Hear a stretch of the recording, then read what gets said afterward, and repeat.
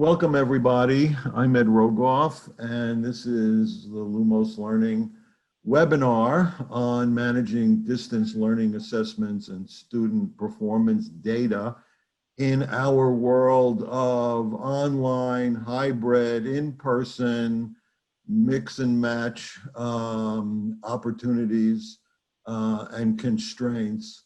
And we've put together a fantastic group of people to give you in 1 hour a good overview of the issues, opportunities, problems, and most importantly, the solutions to problems that you face with this. So next slide, please. So this is an issue that's not going to go away. This was something that the U.S. Department of Education said. You know, it's now our expectation that states will, in the interest of students, administer summative assessments, and we're going to talk more later about what that is, during this year. This is consistent with the requirements of law and local health officials, and they're not going to be granting waivers. So to put this under a big picture umbrella, I would say that Peter Drucker, the management and organization guru, once said, if you can't measure it, you can't manage it. And we're sort of in that situation. We need to manage this situation, but we do need to do some measuring. And that's what this webinar is about. So next slide, please. So here are the 4 people you'll be hearing from. This is me in the upper left-hand corner. And I'm an economist by training, but have been an educator for, I don't know, 100 years, and got into issues of online education many years ago when it first got started. So I'm familiar with online technology and with issues of online education. My real claim to fame is that Mukunda Krishnaswamy, who is the founder of Lumos, was a student of mine. And he was motivated to start this business because his children had to take state assessment tests in New Jersey, and the preparation material had nothing to do with what the tests looked like. And he said, somebody should create materials that actually will prepare students for these tests. And that was the initial steps of Lumos. And so I've been involved with Lumos ever since then, which I think is now 13 years ago. And I'll say this about him and the company: they're not just committed to producing good products and to helping students, which clearly is a core value for them, but they have a high ethical standard, which comes from Mukunda himself. So it's a pleasure to work with him. It's a privilege to work with all the people in the company. And so this webinar, which is the 9th webinar that we've created for similar purposes. Most of them have been aimed at principals and district superintendents. Lately, we've done some for parents. So this is part of that mission. This is not about selling Lumos products. We will, Max Moro, who's the communication manager for Lumos, is going to briefly demonstrate how a Lumos product can be used to create very quickly an assessment test. But this is not about selling. This is about helping you review these issues and come up with solutions. The other 2 people who are joining me today are Bonnie McRae, who is a senior education consultant for Lumos. She's had a long career. She's got such a long career that she's actually a great-grandmother. It's like shocking. When you see her and meet her, you'll find this very hard to believe, as I do. But she's done a huge range of jobs in schools. She really understands the issues, and she's been a principal. She's been a teacher. She's worked with at-risk populations. She's really, truly an expert in this. And then we're very happy to have with us Elizabeth Haskell, who's the Director of Curriculum and Assessment for the Somerset Berkley Regional School District.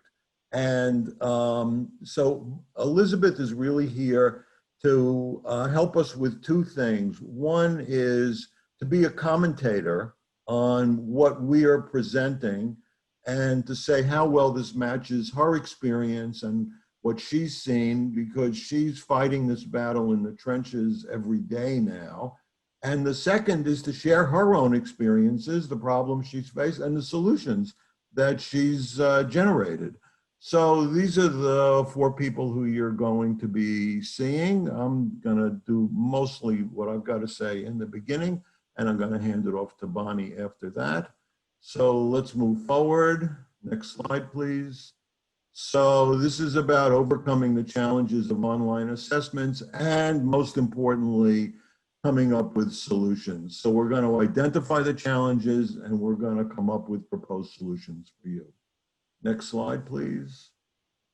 So what are the purposes of assessments? Multiple purposes for assessments. They identify and build on student strengths. They drive intervention plans. So if you pay attention to what you learned from the assessments, then you're going to modify what you're teaching.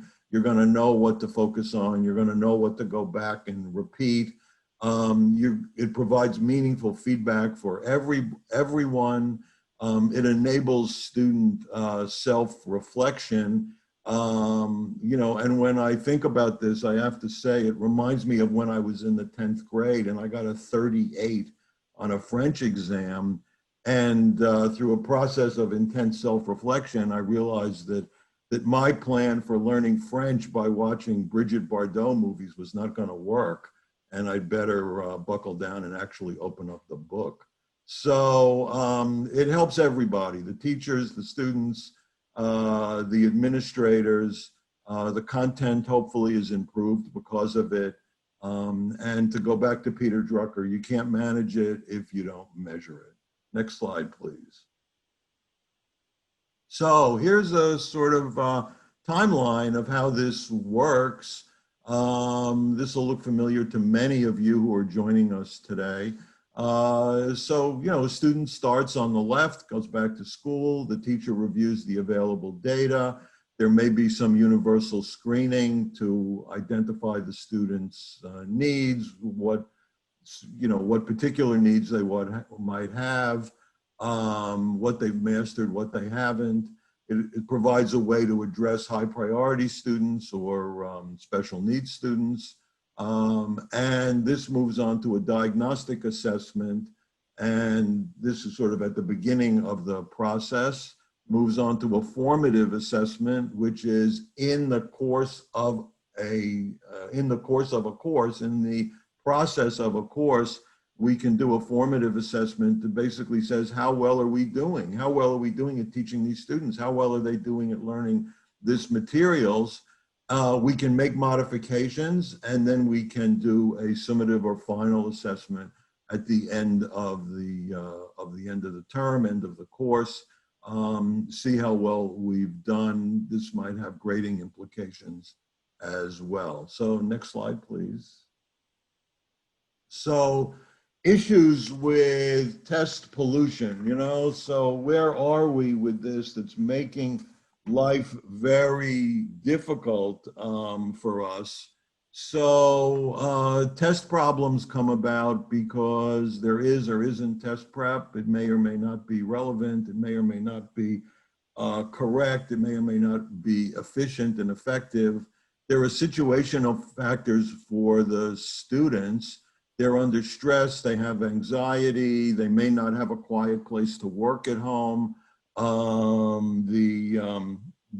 parents who are around may be helping or hurting this process. There are external factors that are making this complicated and difficult, such as the socioeconomic status of the student, which then leads to other problems. They don't have access to high-speed internet. They don't have a computer at home. They need to work in addition to attending school. So their time to study, their availability for tests online, all gets compromised. So I'm sure you can all think of other issues that interfere with a pure test process and solution. So next slide, please. So critical technology issues, test item security, everyone's afraid of cheating.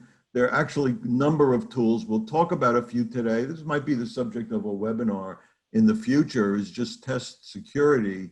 But there are a number of tools, some of which you can use easily, some of which are software related, to ensure test security, giving short tests, rotating the answers, rotating the questions, having a very short time frame, bandwidth planning, network reliability is, key, right? The student has to have a screen that moves properly, that the test stays up.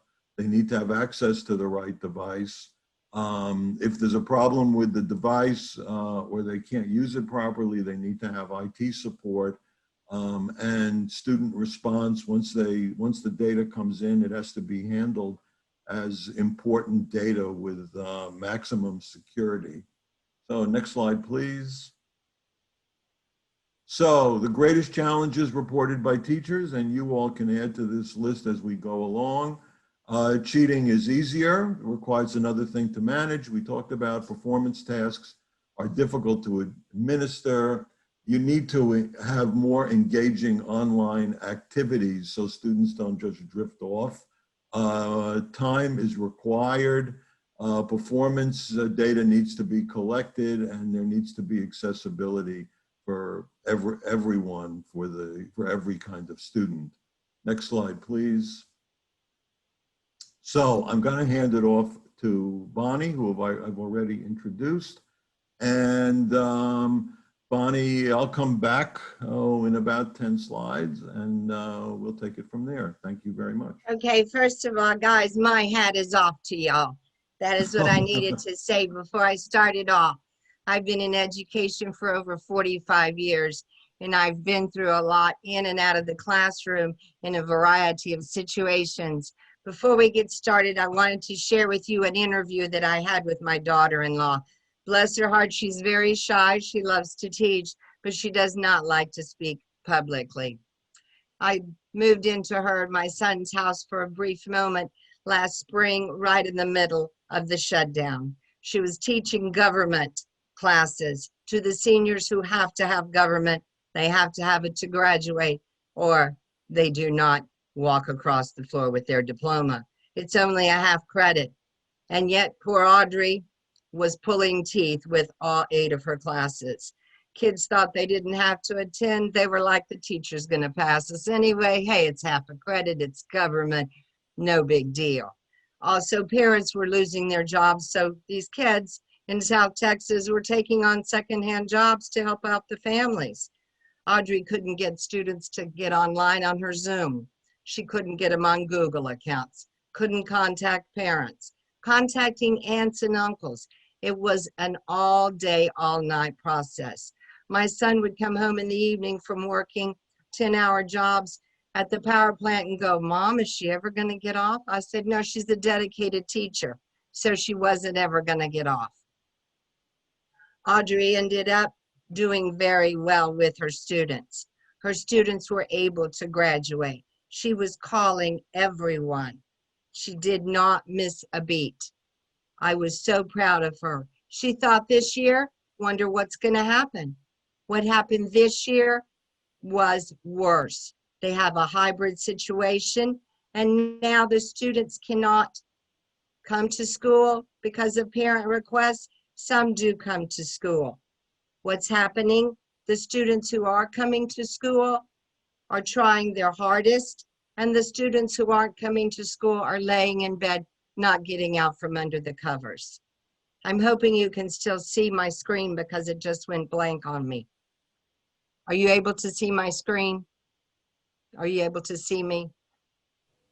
Yes. Yes, Bonnie. Yes. Okay, good, good. I may have to log off after a while and get back on. So what Audrey has done is worked diligently, not quite as many hours she thought, but come to find out it's double time work because she actually goes to the school. She has students that are there, are working with her on her Zoom classroom and Google Classroom, while the other students are scheduled to be online at home, but they're not always there. or she's saying, please turn your light on, please get out from under the covers, or they're using multiple devices and answering her questions. So she's come up with some solutions, and we'll be talking about those. One of the things that she started doing, she shortens her test. She does not give the kids the week-long preview of what they're going to have turned in. She's now doing it on a daily basis. That way, the students who are at home have to keep on track.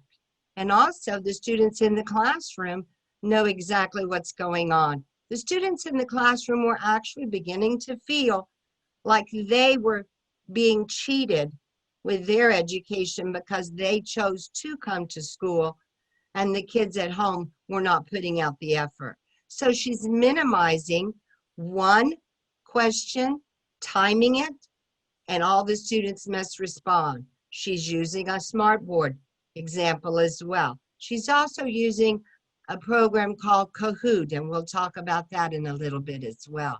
So let's look at that next slide. So we've talked about some of the things, but this one then we're looking at is test validity. So this is some of the things that Audrey was going through.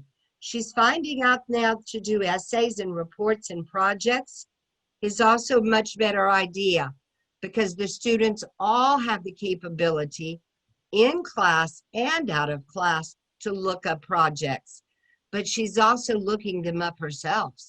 So she's also catching those kids who might be using plagiarism. And she's like, that was a great answer, but I read it last night as well. And here's your source. You copied it. You paste and copied. She also had some kids who were literally copying each other's test questions and answers and turning them in. So she's backing herself up. She said it's getting a little easier, but it's not quite where she wants it to be. Again, she's requiring the students to be there with her as often as they possibly can.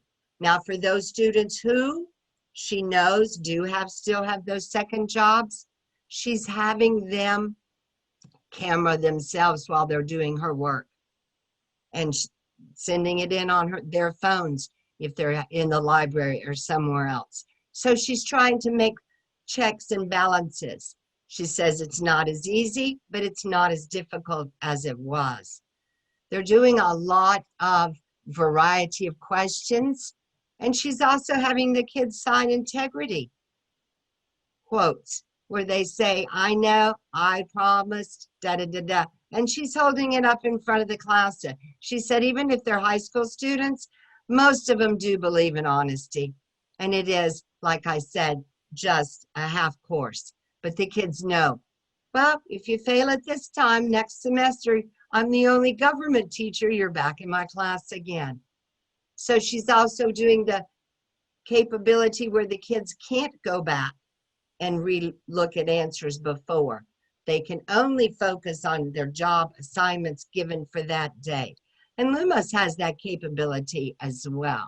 So she's protecting those test question answers, randomizing within the tests, and also having one question per page is really helping keep a hold of the cheating aspects as well. Elizabeth, I'd like to turn this over to you now so you can share with us what you're doing. Thank you. I'm actually taking notes on some of what you are sharing because I'm like, I love that idea. The integrity contract is fantastic. And I'd like to share that with my teachers. So thank you. You're welcome. I actually am going to go ahead and share my screen with the group. I can get it up and running. I was a classroom teacher for 11 years. I taught middle school and high school. And so basically what I've done is I've put together a slide deck that has a lot of different options, my little bag of tricks. So no matter where we go, I have some of it. I am now working pre-K through 12, and I am the curriculum director for two school districts, Somerset and Somerset Berkley Regional. So what I'm sharing with you is some of the work that we are doing and have done this year, and I think we're going to be up and running. Great. So I'm actually going to start with where we are in terms of our priorities, because again, this reality is new and different, and we have tried to adjust, and we've tried to create a core of in terms of priorities so that everyone is clear on what our top priorities are. And this is really, these three are governing the work that we are doing now and really has since March. So the social and emotional well-being of our students, our families, our educators, it is the top priority for us and continues to be. This has really been a difficult time for kids and families and our teachers. And so we're really trying to be supportive and understanding.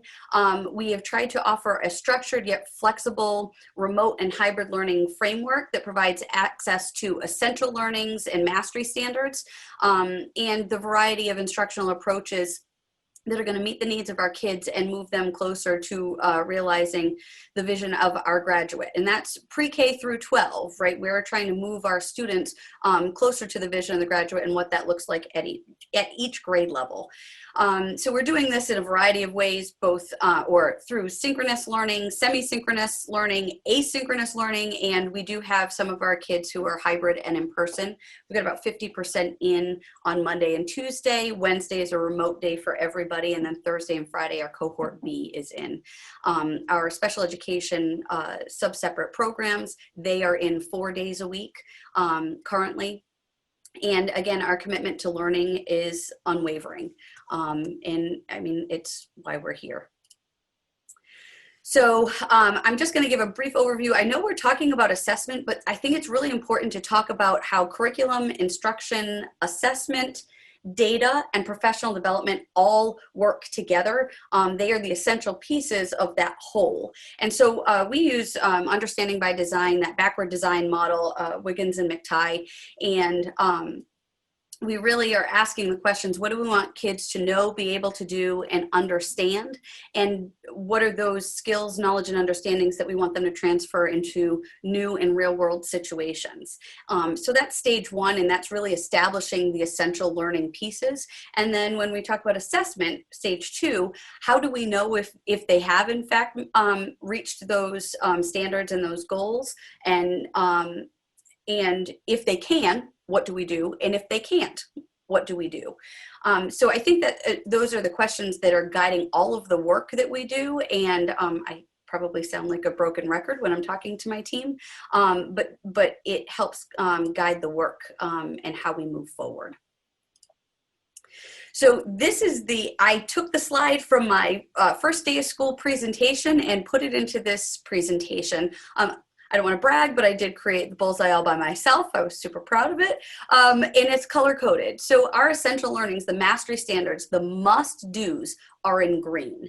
And that's what every student will have mastered by the time they leave that grade. So we understand that this is a different venue. The teaching is all different. Again, we have that SEL component. We really want to support our kids and our educators in terms of their social and emotional well-being. And so we have boiled down our essential learnings to somewhere around 50 or 60%. These are the must do's. And we understand that standardized testing is going to happen. But arguably, if we can give kids the must knows and the essential learnings and the need to know, so that's the yellow circle, as they relate to the essential learnings, then we are confident that they're going to have the opportunity to really think and problem solve and grow as learners, and they're going to perform well on the standardized tests, as well as be able to build some of those other skills like working collaboratively, problem solving, critical thinking, and really building their transfer knowledge where they're going to bring it out into the real world and eventually be college and career ready. The need to know, that is the red circle. I'm sorry, the nice to know. Those are things that are nice to know. They may even be topics that are high interest to kids. And so it may be one of the nice to know topics, maybe something that kids are able to choose for a topic when they are doing a research project. For example, Research is one of the essential learning standards, the research, speaking, and listening standards. And a student is going to present, and they may choose, for example, again, I was a history teacher. The Kennedy assassination conspiracy. That is something they may be really interested in, kind of those conspiracy theories, and then they may apply those skills that are the essentials. So in terms of instruction, we have, as I mentioned, remote, hybrid happening synchronously and asynchronously. At our middle and high school, our teachers are actually simulcasting. So they are teaching students at home who are tuned in, as well as students who are in front of them. So there are morning meetings that are happening at the elementary level every morning for students who are at home and at school. Again, our teachers are simulcasting at least to get students launched. They also have the option of recording. And at our elementary, we are looking at some whole group instruction, some small group instruction, and we have in our secondary, again, that whole group, small group, but also working groups where students are able to work collaboratively using technology. And I'm going to talk a little bit about the technology tools in just a minute. Building relationships has been an essential part of the work that we're doing related to online learning, and also in terms of assessment. So we are working collaboratively, not just our learners and our teachers. We now have families who are present. It's like having parents and caregivers in school with kids. And I have a 15-year-old daughter. I have to tell you, I have struggled as I'm listening to what's happening, not poking my head in and saying, please answer that teacher, please help her, because it's like being in school with her. And so we really are trying to work in partnership and together with our families and our students and our teachers and our leadership team, because we're all in this new venue, and really trying to establish some of those clear expectations that we have, again, not only of our students, but also of families and what their behavior, what caregivers, how we're expecting them to behave when students are taking assessments. Establishing some assessment routines and rituals. We have a first grade teacher who we were just talking about. She's a 100% remote teacher. So we do have some of our students who are home and learning remotely 100% of the time. And first graders has come up with some really great routines and rituals related to assessment. She has prepped the families ahead of time. So she's anticipating that they're going to take their writing assessment on, let's say, Tuesday. And on Friday, she sent home some information to families to let them know that this was going to be happening and what the expectations are and why we were doing the writing assessment, so that parents aren't tempted to help the students. We want the students to do it on their own. When they did the writing, they asked that parents or caregivers help take a photograph of the actual writing, because the paper can't be turned in until later in the week, physically, when they swap out their materials at the end of the week, so that they had an actual photograph of the writing, so nobody went back and made any adjustments. I thought that was a really creative idea and way to establish some security measures even at first grade. Again, I mentioned preparing caretakers and why we're doing what we're doing. Also helping caretakers with the technology tools and how to kind of maneuver through some of this work, because we are going to be doing some universal screening and progress monitoring, especially for our 100% remote students, and what that looks like. And we have some ongoing supports built in, not only for our families, but also for our teachers. We've got some learning leaders, we've got some tech integration specialists, and our tech specialists are also offering some parent support on Tuesday evenings. They're coming in and doing Tech Tuesdays, so any families that are having problems, again, so it prepares our kids not just for the instruction, but also for the assessment and the work that we're going to be doing. So again, I just mentioned we're going to be doing our universal screeners, also the ongoing progress monitoring. We are talking about how we're going to progress monitor and whether we use the same tools that we have used in the past, because some of them do require kids to be in person, and we're not sure that it's worth the time that it takes, because teachers only have half the time with our students. So time is something that we're really considering, and what information the assessment is giving us.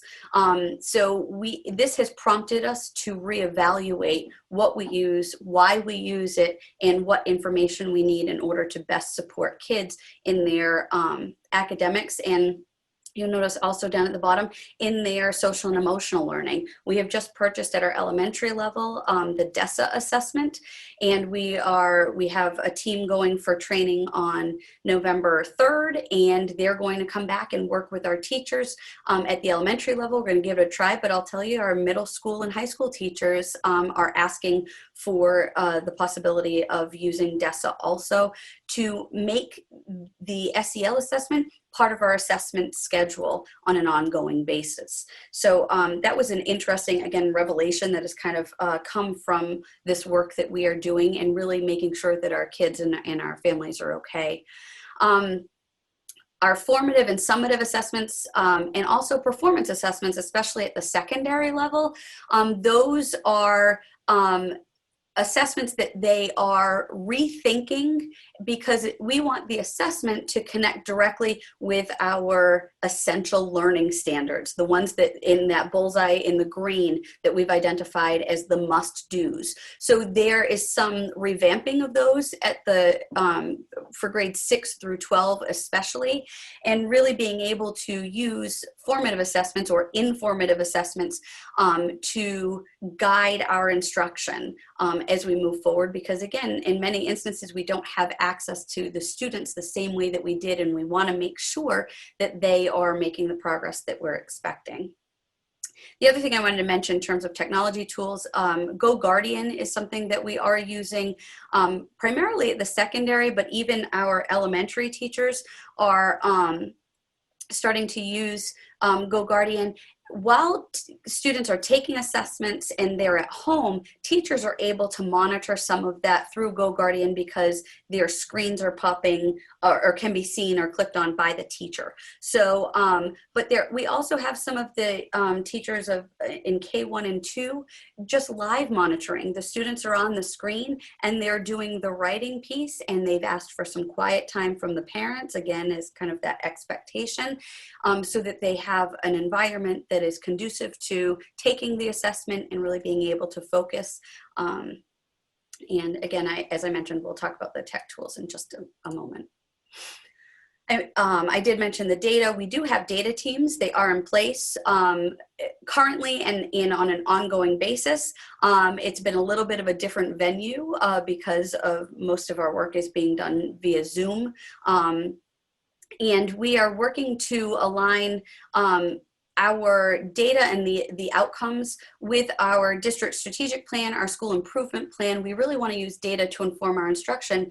Again, that is helping us to determine whether the assessment is something that we should be using because we are getting the data that we're looking for, or if we rethink what we do, because again, that limited time is a stressor, especially for teachers. They really want access to their kids and the instructional time, and we don't want the assessment to bump that. So we want some tools that are meaningful and give us the data that we're looking for, because it's data that is high value and is going to inform our instruction. And again, I'm going to share, I'm going to acknowledge there are a lot of technology tools here, but these are tools that some of them we already had, and some of them we have just started to work with. Some of them are also free. So Seesaw we're using the free version of Seesaw. That's actually where the first grade teacher had her families post their photograph of the writing assessment that the student had done. We are using some of Flipgrid, for example. Flipgrid is a app that students videotape themselves and maybe responding to a question and providing, again, some formative assessment. It could also be used as a summative assessment within the classroom. Screencastify is something that our teachers are using instructionally, but also could be used with students if they were doing, for example, a group project. Again, I talked about the collaborative piece of it. Those performance assessments really help to eliminate some of those security concerns and maybe give kids an opportunity to solve a problem and a real world problem based on some of what they've learned. So some of these apps also have data components. And so these would help with some of our progress monitoring. Lexia would be one of them, Reflex is another, and we have some other apps that are connected to the curriculum resource that we use. For example, Go Math, Think Central is connected with that. And again, we are finding ways in many instances at the elementary level for the first time to use technology to maximize learning. We actually went from about 10% of our teachers using Google Classroom before March to 100% of our teachers at the elementary level using Google Classroom now. So it's really been, catapulted us into the technology realm. I'm really proud of the teachers and the work that they're doing, and our paraprofessionals and the work that they're doing, because they have accepted the challenge and they're working really hard on behalf of kids and using these tools again to assess students and their progress and move them forward in their learning. So I think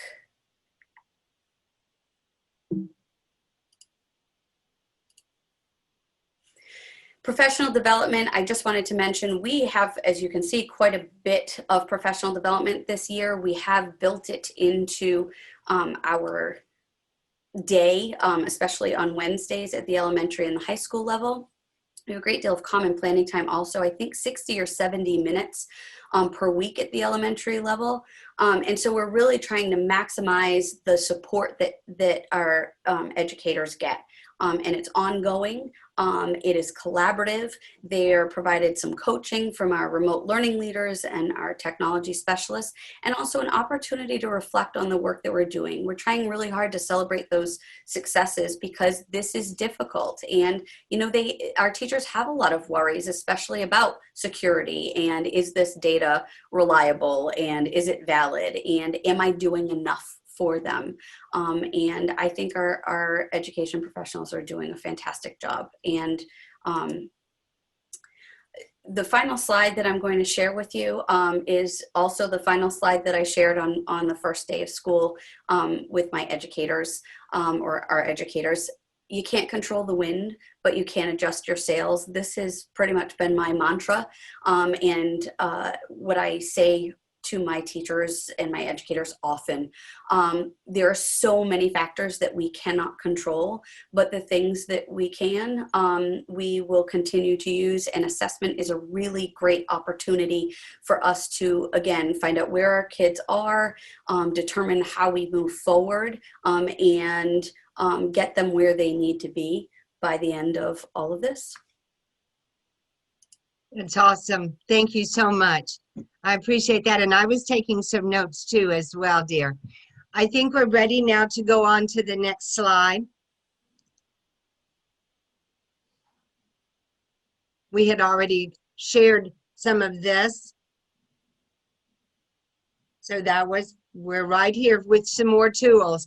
And I think some of these were already mentioned by Elizabeth, but we had looked up a few extra ourselves. So these were some that we found that also help to prevent the cheating aspects or the copying and plagiarism aspects. So you're welcome to write any of these down. And right now, rather than discuss any of these further, because I want to be sure that we have time for Max to do his short video, we're going to go to the next slide where we talk about adaptive tools through Lumos Learning. Lumos Learning does have, and we're not selling, but we are sharing. Lumos Learning does have adaptive tests, and we know that there are various ways to use adaptive tests. Some are used with your special needs students, but we also know that adaptive tests can come in 2 different formats.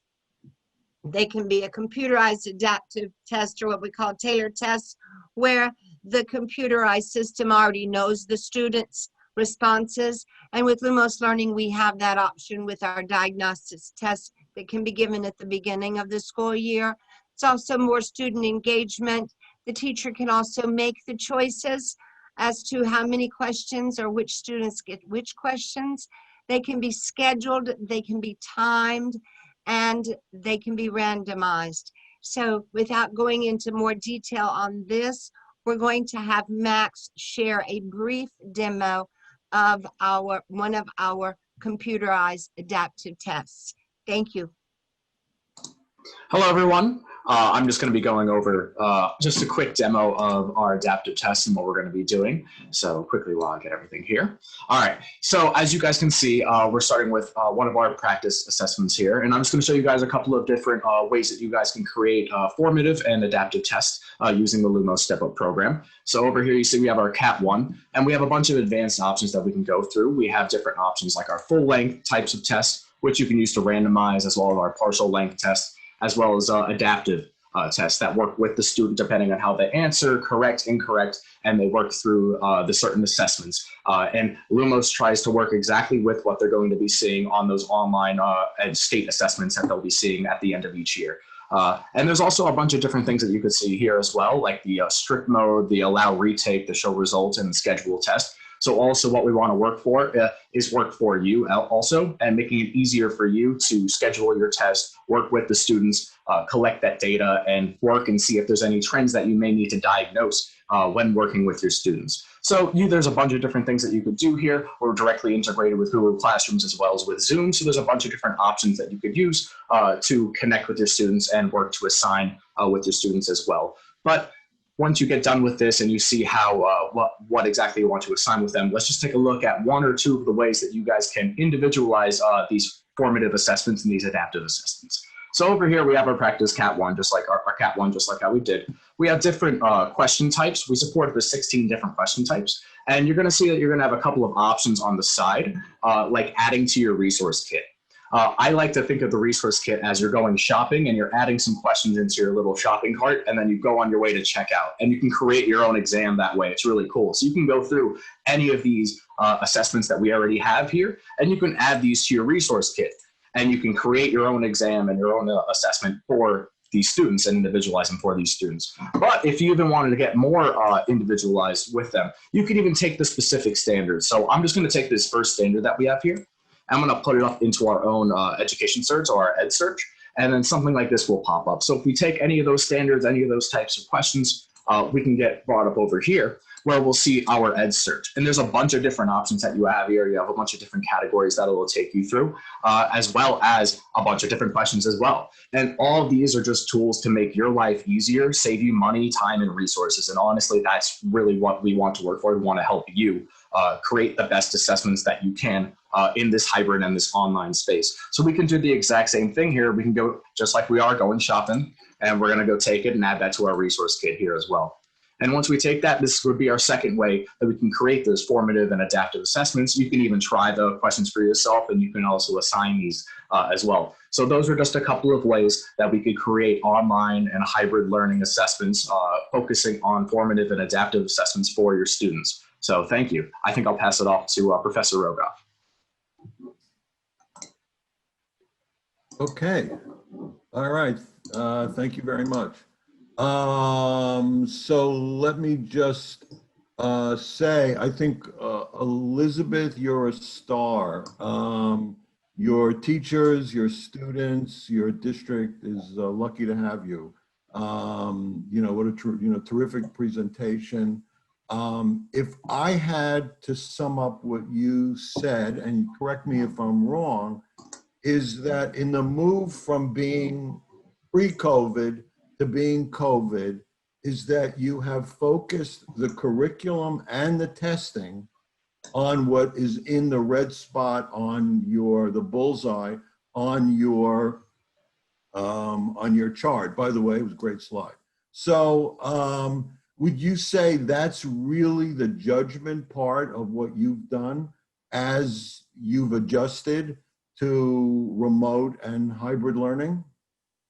Yes, I think that it gives teachers some voice and choice, but it helps them rethink where they're going, and it makes it more manageable for them and for their students. It takes some of the pressure off. Teachers work so hard and put a lot of pressure on themselves, and standardized testing makes, or state testing makes educators feel as if we must do everything and quote unquote cover everything in order to get our kids where they need to be.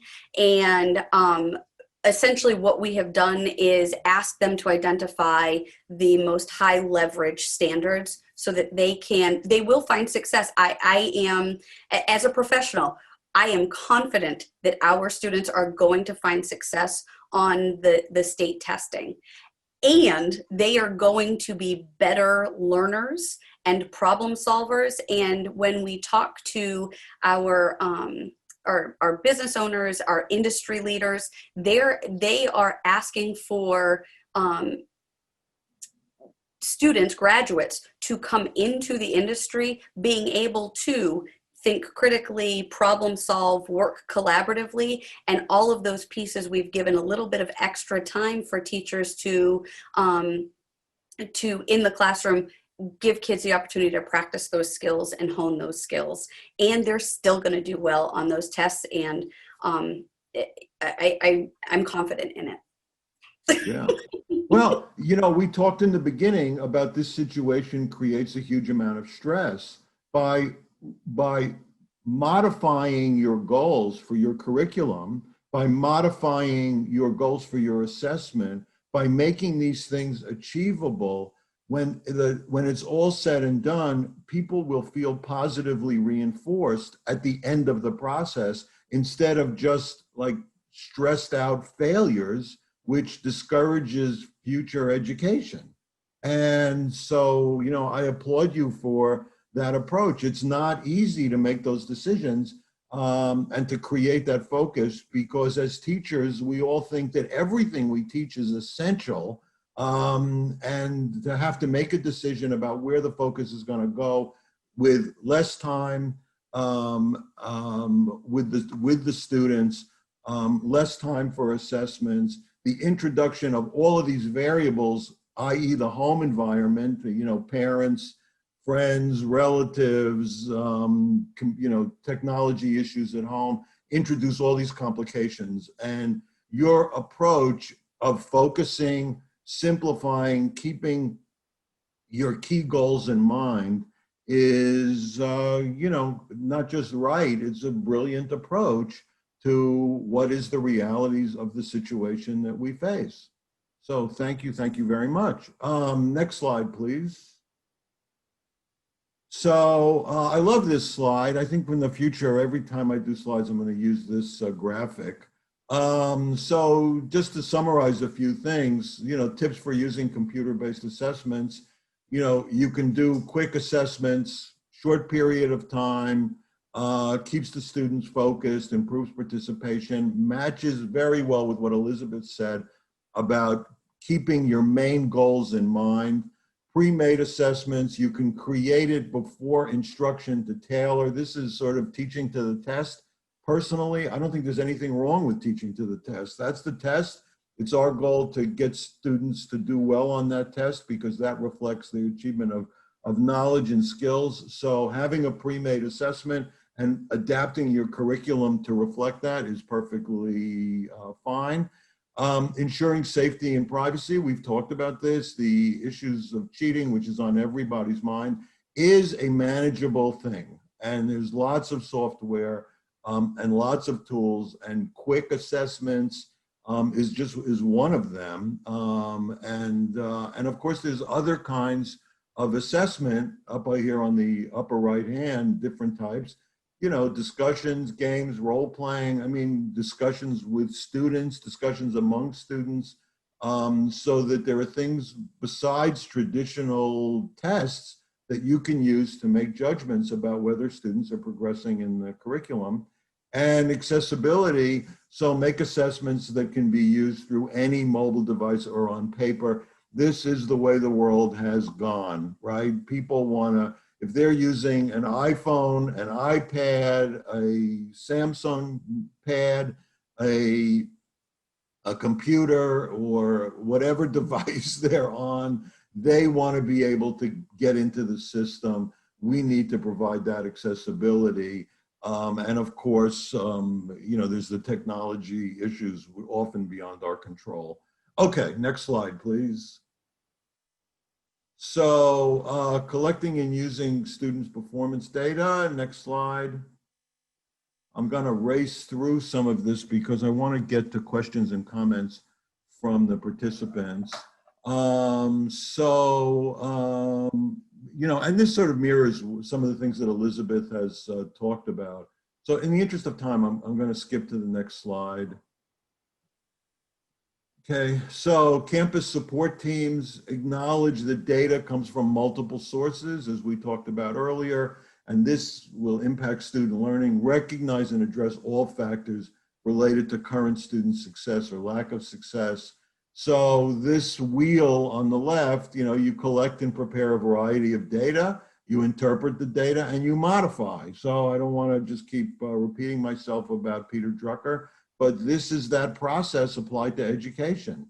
You know, you manage it, you modify what you do, you see the results, and you presumably improve, you iterate every time around, and you have a process of continuous improvement. Next slide, please. So, you know, data dependencies for compliance. I'm gonna skip this again in the interest of time. Go ahead, next slide. So notifications for test assessment. So, you know, this again, we've talked about a lot of these things. Let's go to the next slide. So key pointers. So prioritize rigorous grade level instruction. Again, stay focused on major learning gaps that are found throughout the class. So what are you really focused on? This was Elizabeth's message to us and Bonnie's message to us. Keep remediation limited to a relatively short amount of time. This is a whole other issue, and you know, merits actually maybe another webinar, is how do you target tutoring and extra support to some students? And do you, you know, for questions such as, do you share who's getting extra tutoring or extra help? Do you add more assessments to determine which skills you need the most? So I think there are lots of, you know, lots of issues here as we deal with this complex hybrid learning environment. Next slide, please. That's it. Oh, that's the last slide. Okay. That was our last slide, honey. Okay. So let's ask for questions and comments. So, you know, we have a participant group who are experts in their own right on this, on these subjects. So, you know, please, you know, use chat to ask some questions. A couple people here have mentioned Loom, which is a great tool for students to, very easy for students to use. They can create great videos. You know, one of our earlier webinars covered a number of these tools, but Loom is, you know, at the top of the list in terms of easy. Almost any student can use it in 5 minutes, and it produces a quality presentation. Professor Anybody else? Rogoff, Yes. I don't mean to interrupt you. I just wanted to say one thing. One of the slides that we just briefly skipped over, and we don't need to go into very much detail, except that I would encourage every state to look deeply into what your state has said. I know there are always open windows and et cetera, but some states are providing specific needs just for specific populations for your special ed students this year, which their accommodations were different from last year, whether they be at home or coming to school. There'll be different accommodations provided. Some will be on paper only.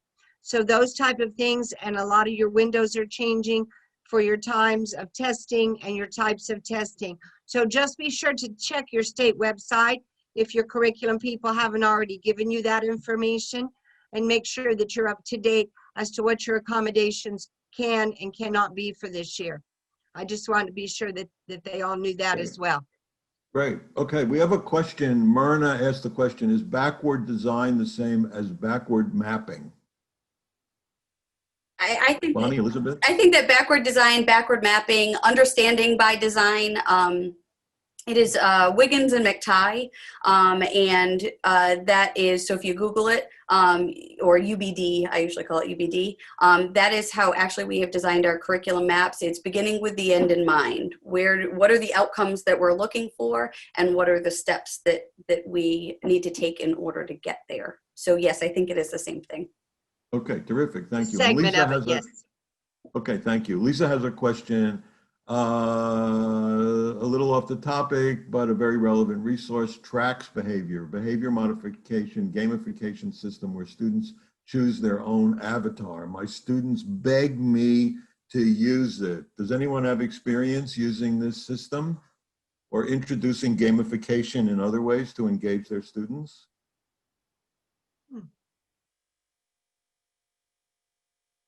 I've not used this system. We have some of the technology tools that we use, they do in fact gamify, but not so much with the SEL component.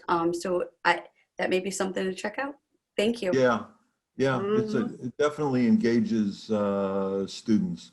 Okay, other questions? Let me see. Look at this. We made it under the deadline. Okay. Is there any last question? Or can I say mission accomplished? That we covered a lot of material in an hour. We gave ourselves some ideas for future webinars. I'm sorry, Bonnie. My hat's off again, and my heart goes out to y'all.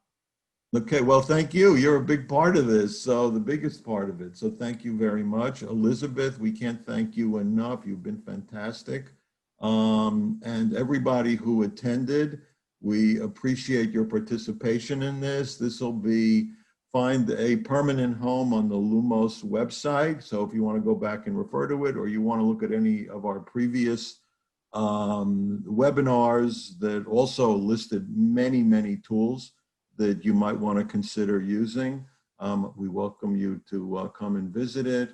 Last question. Okay. Lisa Smith asks, how do you get parents to understand not to help their students with assessments? Yes, I'm a special ed teacher, and some of my students are performing like they don't need, right?